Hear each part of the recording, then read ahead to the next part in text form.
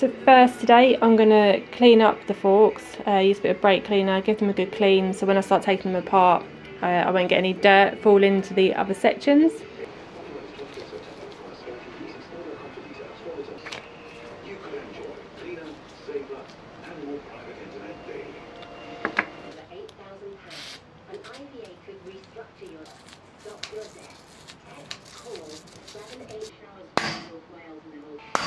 So I just put on the wooden mallet and hit it with a hammer because it does mention in the manual that you can get a lot of corrosion build up here, which can mean that it kind of seizes in a little bit.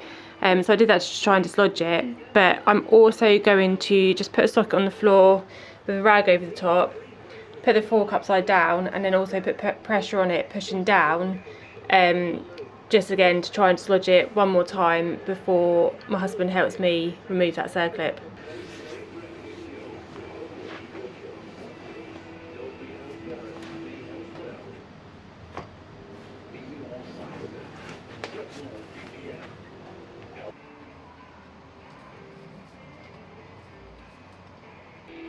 So for the next bit you need to put a lot of pressure on here, and then there's a clip around the outside that you need to try and lever out as you're doing it, which I don't have the strength to do.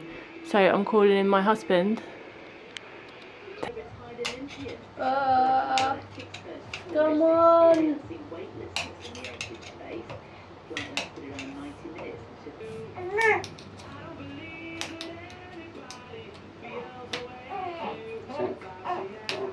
Oh, done it! Woohoo! Woo! Go Team Brandon! Okay, so these are the bits that have come out so far. So I've got the plastic cap, goes on the top that I priced off using a flathead. Then we've got the retaining clip, which is set into the groove into the fork here, which holds in the top plug. So once you've loosened that with a flathead, as you'll see in the previous video where my partner put a lot of pressure down on the spring, I was able to get that out. Top plug then comes out, and then we've got the spacer and the spacer seat. And now I'm just going to take out the spring. Okay, now the spring's out, so now I'm just going to take out the damper rod bolt, which I loosened when the fork was on the bike, and its washer. Okay, so I've got the bolt out. This washer can be a little bit difficult to get out, so I've just used a little bit of penetration oil and kind of poked it around with a little screwdriver just to dislodge that. Then that should now come out.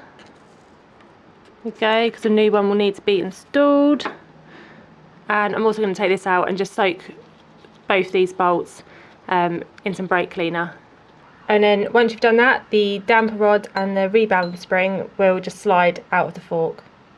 And now I'm going to prise the dust seal off with a flathead. And then there's a circlip in here that will need to come out before we can take out the oil seal. Hopefully you can just about see the retaining clip in there, and I'll remove that with a flathead.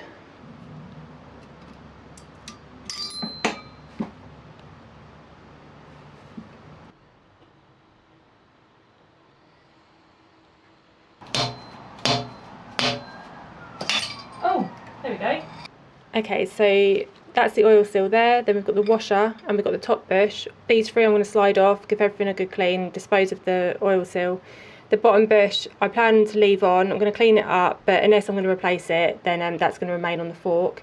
And then in this section here, then there should be a oil lock piece inside. So if I tip that upside down, that bit will just fall out, and I'll show you that in a second. Okay, so that's the oil lock piece, which was located in here. Again, I'm going to give that a good clean before reassembling everything. Made a bit of a mess while I was cleaning everything up. I'm thinking about sanding this down a bit and respraying it, so I need to get some new silver paint for that.